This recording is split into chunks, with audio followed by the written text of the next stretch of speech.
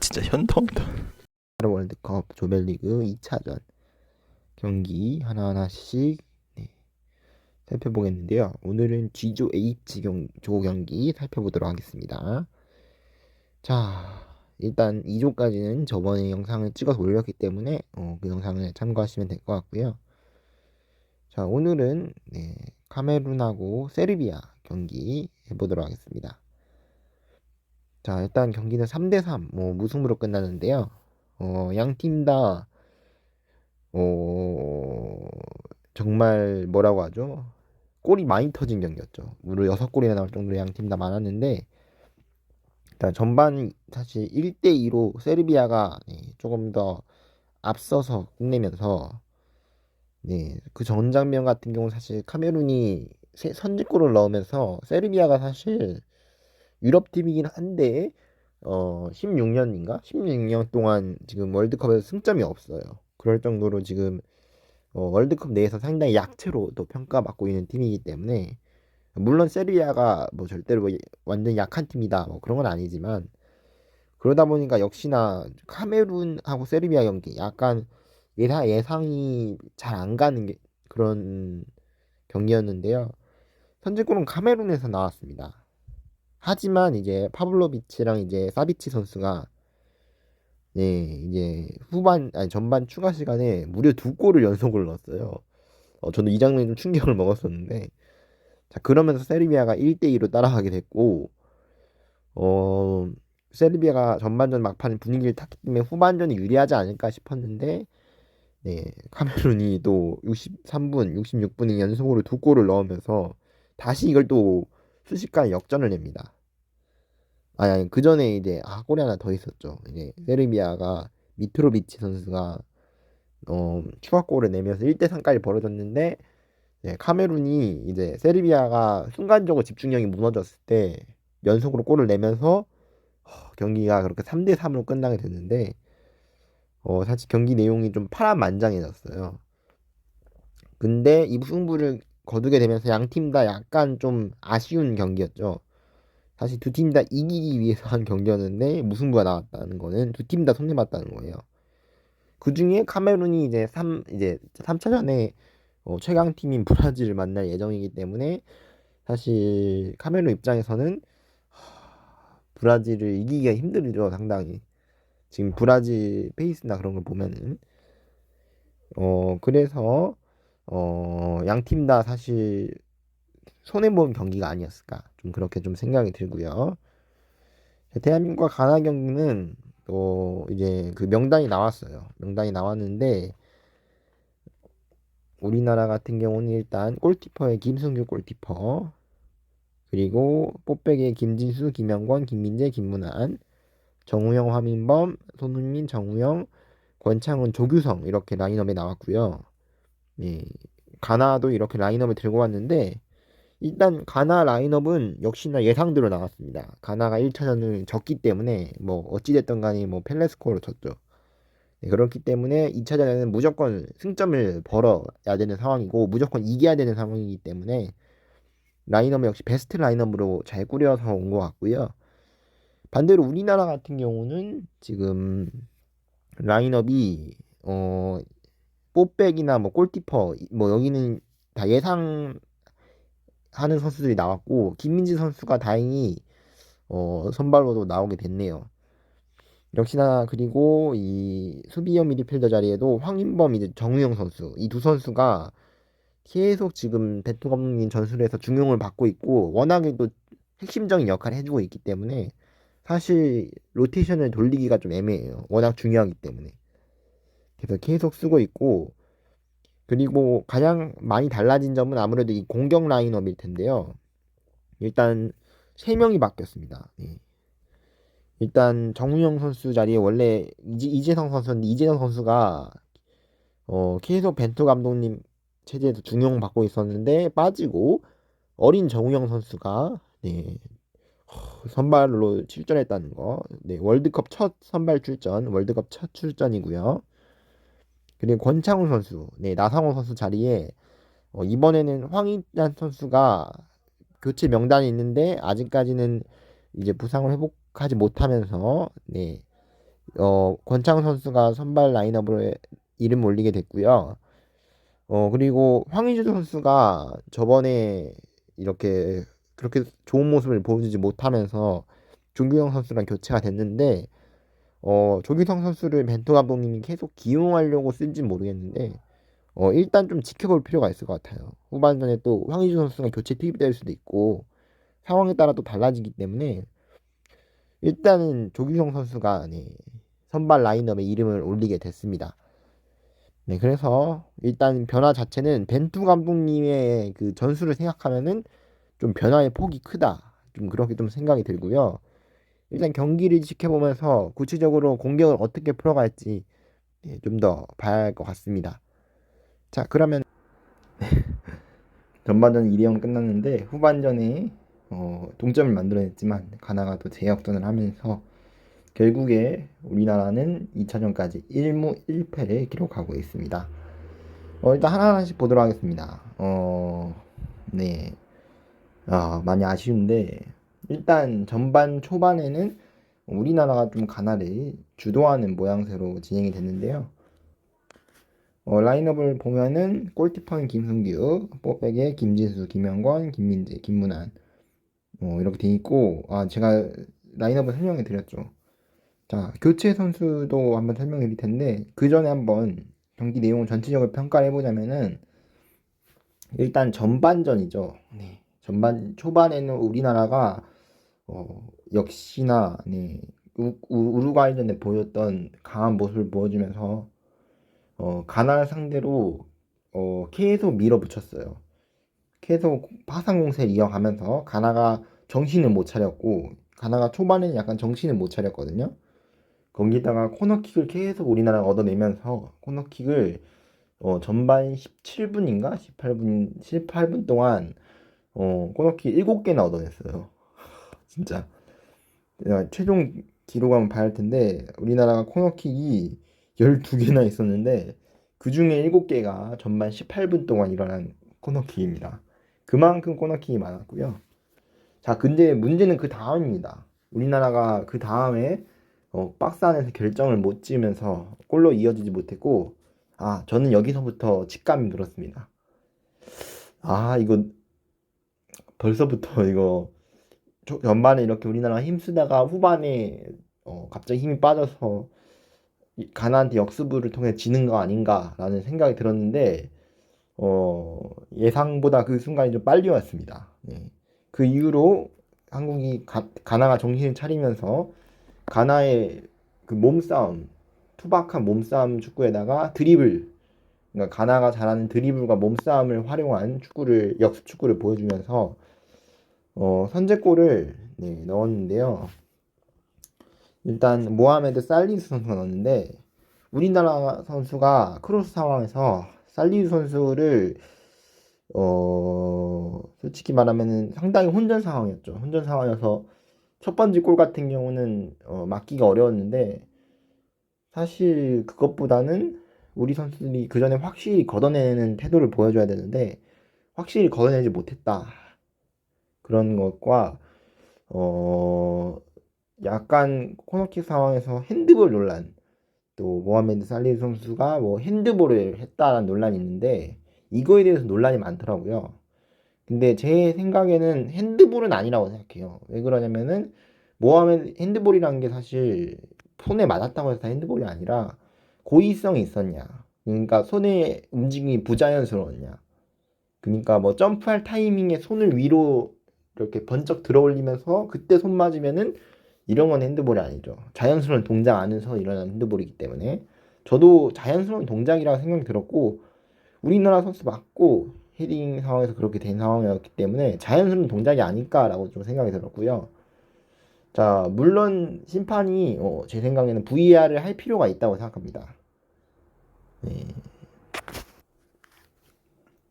그러면서 우리 선수들이 그 첫 번째 골 장면은 심판이 안 봐서 아쉬웠던 것 같고요. VR이 솔직히 저는 볼 필요가 있다고 생각합니다. 워낙 중요하고 골과 관련된 장면이기 때문에 충분히 볼 필요가 있다고 생각하는데 너무 심판이 VAR 심판을 너무 믿은 것 같아요. 중요한 건 심판이 결정해야 되는데 그런 점이 너무 아쉽고요. 네, 물론 심판 재량이기 때문에 뭐 첫 번째는 그래도 어느 정도 이해하고 넘어갈 수 있는데 두 번째 골 장면 이어서 보자면은 이 쿠두스 선수의 두 번째 골인데 이 장면도 사실 계속 가나의 반복된 역습의 상황에서 우리 선수들이 집중력을 잃었어요.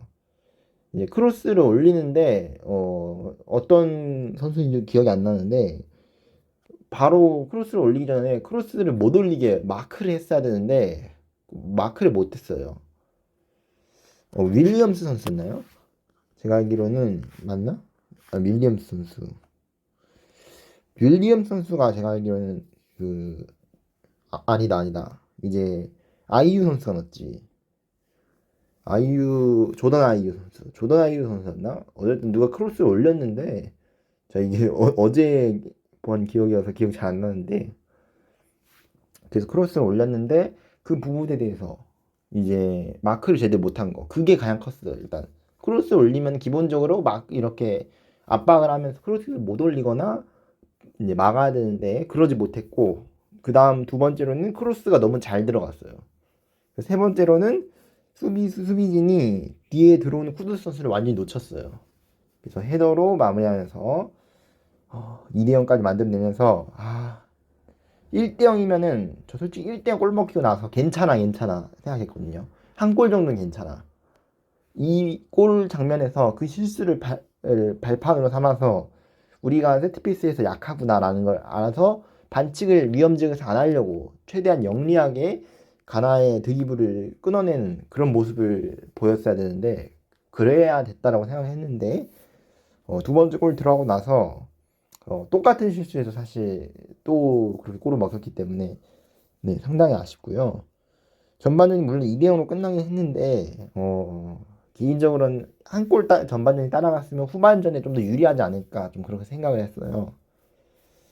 자, 후반전에도 비슷한 양상으로 흘러가다 보니까 힘들지 않을까 싶은데 사실 여기서 교체 투입이 좀 빛을 발했습니다. 네, 교체 투입 설명드릴 텐데 일단 정우영 선수를 빼고 후반전에 이제 누구냐 이강인 선수 그리고 이제 권창 선수를 빼고 나상호 선수 이렇게 투입했는데 일단 이 두 선수 투입에 대해서는 동의하는 편입니다. 왜냐면은 권창훈, 정우영 선수가 전반전에 썩 그렇게 지공 상황에서 좋은 모습을 보여주지 못했어요. 권창훈, 정우영 선수가 솔직히 전반전 모습은 지금 현재 상황 가나랑 대결에서 전술상 안 맞다고 생각했어요. 그래서 권창훈, 정우영 선수가 그랬고 권창훈 선수 같은 경우는 많이 뛰긴 했는데 많이 뛴 것처럼 확실히 보였는데 문제는 공격적인 모습을 안 보였어요. 우리가 흔히 알고 있는 분데스리가에 뛰었던 그 권창훈 선수 그 모습이 분데스리가나 뭐 리강에서 뛰었던 그 모습이 네, 좀 안 보였어요. 네, 그 점이 좀 아쉬웠네요. 그래서 이 두 선수가 교체 투입된 거 나상호 선수가 후반 들어와서 더 잘 뛰어줬거든요. 근데 이강인 선수도 이 공격편 미드필더 자리 와가지고 팀 공격을 원활하게 배급을 해줬습니다. 그 점은 좋았고 그 전까지는 사실 우리나라가 강한 압박을 통해서 한 축구였다면은 그 다음부터는 이런 전술이 안 먹히다 보니까 좀 가나를 흔들어 제꼈어요. 네, 가나의 약점이 사실 양쪽 풀백이 올라가면서 뒷공간이 나온다는 건데 이 점을 잘 노렸습니다. 선제골도 이 장면에서 나왔거든요. 크로스를 위한 공격을 통해서 골이 나왔는데 이강인 선수의 크로스를 조기종 선수가 네, 놀랍게 잘 마무리하면서 선제골을 만들어냈고 이어서 또 조규성 선수가 김진우 선수 크로스를 받아서 또 다시 한번 헤더로 마무리하면서 월드컵 역사상 우리나라 선수가 어, 넘어서 이제 아시아 선수 페널티 같은 경우는 이제 한 번 있었는데 그걸 제외하고는 페널티킥을 제외하고 봤을 때 멀티골을 넣었던 그것도 헤딩으로 멀티골을 넣었던 선수는 아시아에서 최초입니다. 그래서 이 부분은 확실히 칭찬해도 될 만한 부분이라 생각이 들고요. 그만큼 조기동 선수가 후반전에 잘 뛰어줬다는 거예요. 이제 조기동 선수가 사실 전반전에 못 뛰었던 거는 전술 문제가 약간 있었어요. 후반전에 교체 투입되면서 전술을 바꿨거든요. 양 측면을 공략하는 그게 먹혔습니다. 양측면에서 크로스 올리는 그 장면에서 정확한 크로스에다가 그걸로 골을 만들어냈고요. 자, 문제는 그 다음에 문제는 2대2 상황이면은 그 다음부터 사실 가나가 좀 약간 급해 보였어요. 약간 가나 랩끼리 전반전에는 좀 호흡이 잘 맞고 조직력이 잘 맞았는데 동점을 만들다 보니까 서로 약간 안 맞는 모습, 패스 미스들이 눈에 띄게 좀 보였고요. 자, 그러면서 우리 이러면 역전까지 볼 수 있다 분위기상 조규성 헤드트릭 가자라고 생각했는데 역시나 쿠스 선수한테 추가골을 먹힙니다. 네. 그것도 사실 좀 아쉬운 게 우리 선수들이 측면에서 쿠스 선수를 마크를 못했어요. 네, 뭐 가나 선수가 뭐 앞에서 일부러 흘려준 건 아니었는데 의도치 않게 흘려주게 된 건데 우리 선수들이 일단 기본적으로 가나 선수들을 놓쳤습니다. 네, 그 장면에서 그랬고 사실 이 골 이외에도 여러 번 놓쳤거든요. 가나 선수들이 계속 역습 상황에서 수비 집중력이 많이 떨어져 있는 모습을 보입니다. 선수들을 계속 놓쳤어요. 가나 선수들을. 그게 전반 중반부터 후반 끝까지 계속됐어요. 똑같았어요. 자, 그러다 보니까 그랬고 그 이후로 가나가 걸어 잠그는 선택을 합니다. 네. 그리고 우리는 급하다 보니까 급하게 이제 수비형 미드필더인 정용 선수를 빼고 황의조 선수를 넣었는데 정말 왜 넣었는지 모르겠네요. 저는 이해가 안 가는 게 이걸 넣으면서 4-4-2로 점수를 바꿨는데 이해가 좀 안 되는 게 네네. 일단 황의조 선수가 1차전에 컨디션이 많이 안 좋았고 일단 월드컵이란 거는 증명하는 무대잖아요. 뭐 평가전하는 무대가 아니라. 그래서 황의조 선수를 넣어서 컨디션을 끌어올리기보다는 저는 확실한 선택을 했으면 어땠을까라는 좀 아쉬움이 있어요. 황의조 선수가 실제로 경기 들어가고 나서 볼터치가 없었습니다. 이 부분만 보더라도 황의조 선수가 이 지공 상황에서 그렇게 썩 좋은 모습을 못 보였거든요. 지역 예선 이제 아시아 지역 예선에서도 좋은 모습을 안 보였기 때문에 굳이 공격수 이렇게 두 번 올릴 필요가 있나라는 좀 아쉬움이 있고 차라리 손흥민을 공격형 미드필더로 올렸으면 어땠을까? 그럼 좀 볼갭이 되면서 경기를 풀어갈 수 있었는데 후반전에도 그러면서 약간 좀 불안한 부분을 노출하면서 가나 상대 좀 불안한 경기를 했습니다. 후반전에. 마지막에는 우리가 아는 김민재 선수. 근데 김민재 선수가 사실 수비진 중에는 잘해 뛰어줬어요. 사실 수비진 4명을 포함해 보면은 김민재 선수가 그나마 잘했다라고 할 수 있는데 우리가 알던 그 김민재 선수의 그걸 생각한다면은 기대 이하였습니다. 사실 우리 기대보다는 확실히 아래였어요. 김민재 선수 대신에 그러면 더 권경원 선수가 늦게 투입됐는데 저는 좀 더 경영 선수를 빨리 투입했으면 어땠을까라는 좀 생각도 있어요. 워낙에 계속 경기를 뛰면서 지쳤기 때문에 거기다가 최근에는 부상 때문에 결장된다는 얘기도 있었기 때문에 그런 부분을 했으면 어땠을까라는 아쉬움이 있고요. 김진우 선수 얘기 안 할 수가 없는데 오늘 공격 자체가 왼쪽으로 많이 이루어졌습니다. 김진우 선수 쪽으로 공격 전개가 많이 이루어졌는데 문제는 그 크로스 기회마다 김진우 선수가 놓치는 모습을 보였어요. 크로스가 부정확한 모습을 많이 보였고 뭐 그래도 두 번째 골 장면에서 어시스트를 하게 됐는데 딱 그것뿐이었어요. 그 어시스트 하나밖에 없었어요. 수비에서도 그대로 볼터치가 계속 길게 들어가면서 가나한테 볼을 뺏기는 모습을 보였고 이쪽에서 뺏기다 보니까 역습이 계속 이루어지는 거예요. 불안한 경기. 그런 점이 아쉬웠다라는 거고 손흥민 선수도 기대 이하였어요. 네. 왜냐면은 알다시피 손흥민 선수가 안면 부상으로 마스크 안아 골절이 이루어지면서 마스크를 썼는데 이 마스크 때문에 약간 좀 시야가 안 보인 것 같아요. 손흥민 선수가 시야가 안 보여서 뭐라고 하죠? 이제 평소에 우리가 알던 그 손흥민보다는 좀 위치 선정이라든지 주변을 둘러보는 거 그런 게 좀 불편해 보였던 손흥민 선수가 그런 모습이 보였거든요. 그래도 손흥민 선수가 열심히 뛰어줬는데 우리가 생각했던 뭐 김민재 선수도 그렇고 우리가 생각했던 사실 이게 우리나라 전술의 문제점이기도 해요. 이제 전술 특정 선수에 계속 의존하다 보니까 벤투 감독님 전술대로 하면은 손흥민 선수랑 김민희 선수에 너무 의존하다 보니까 오히려 이 두 선수가 컨디션이 안 좋으면 팀 전체가 무너지는 그런 모습을 보일 수도 있거든요. 오늘 경기가 그 예시입니다. 이 두 선수가 안 되다 보니까 다 꼬여버렸잖아요. 물론 김민희 선수라든지 뭐 김승규 골키퍼도 사실 유효슈팅, 가나 유효슈팅을 다 막지 못했어요. 반대로 네, 가나의 그 아티지 선수 같은 경우는 진짜 잘 막더라고요.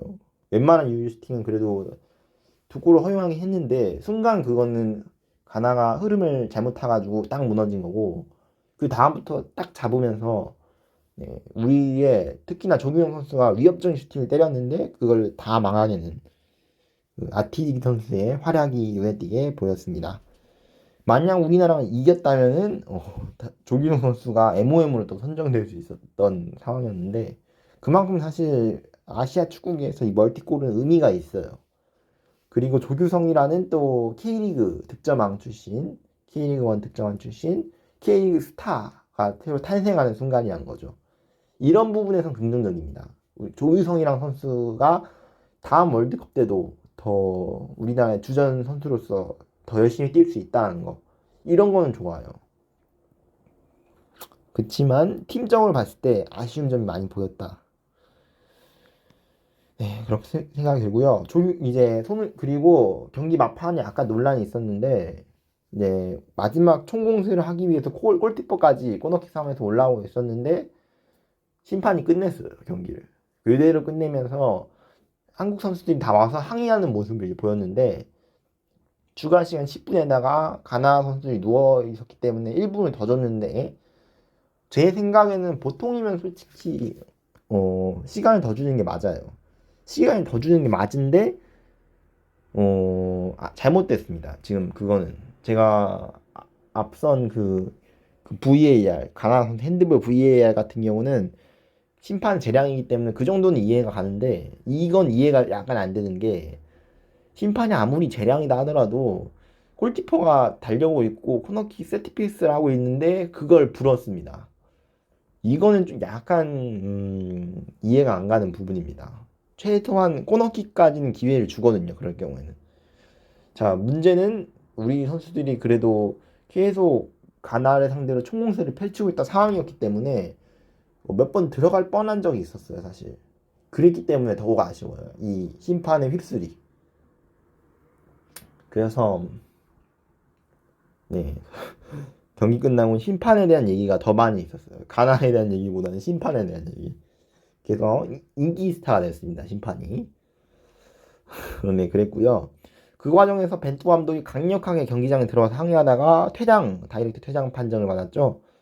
또 벤투 감독님이 또 퇴장 받고 나서 그 다음 장면이 과관인데 이제 가나 스태프들, 가나 선수들, 그리고 한국 선수들한테 다 인사하면서 퇴장하는 나름대로 쿨한 모습을 보여줬습니다.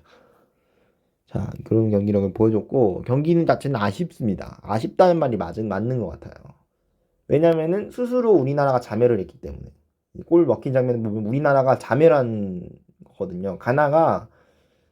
가나는 늘 그런 대로 플레이했고 그러니까 가나는 가나의 축구 원래 있던 그 가나의 실력대로 그 그릇대로 플레이를 했는데 우리나라 스스로 약간 자멸한 듯한 그런 느낌이 나거든요. 이번 경기는 공격 부분에서도 아쉬움이 있고 수비 부분에서도 노출, 네, 집중력 문제, 네, 그런 부분이 참으로 아쉽습니다. 그러면서 1무 1패가 되었고요. 자, 다음 경기 보게 되면은 브라질하고 스위스 경기입니다. 네, 경기는 1대0으로 브라질이 간신히 이기긴 했는데 사실 경기 자체는 브라질이 스위스를 뚫을 수 있냐 뚫을 수 없냐 그 싸움이었어요. 결국 브라질이 스위스를 뚫어내면서 승점 3점 소중히 얻게 되었고요. 자, 포르투갈과 우루과이 우리 입장에서 상당히 중요한 경기였어요. 이 경기에 따라 마지막 경기 전략이 달라지기 때문에 페르난데스 선수의 멀티골 네, 후반 막판에 또 한 골을 더 넣으면서 2대0으로 포르투갈이 우루과이를 이겼습니다. 경기 내용은 포르투갈이 포르투갈 했다라고 할 만한 게 포르투갈이 클래스를 보여줬어요. 자신이 확실히 우루과이보다 위에 있다는 걸. 우루과이는 반대로 1차전의 그 문제점이 계속 고쳐지지 않는 모습. 그게 노출이 됐습니다. 자, 이렇게 G조, H조 조별리그 2차전 경기 전부 살펴봤고요. 자, 오늘 새벽 12시죠. 네, A조 3차전 경기부터 네, 가볍게 동시에 펼쳐지기 때문에 이 경기 영상은 나중에 제가 따로 리뷰해 드리도록 하겠습니다.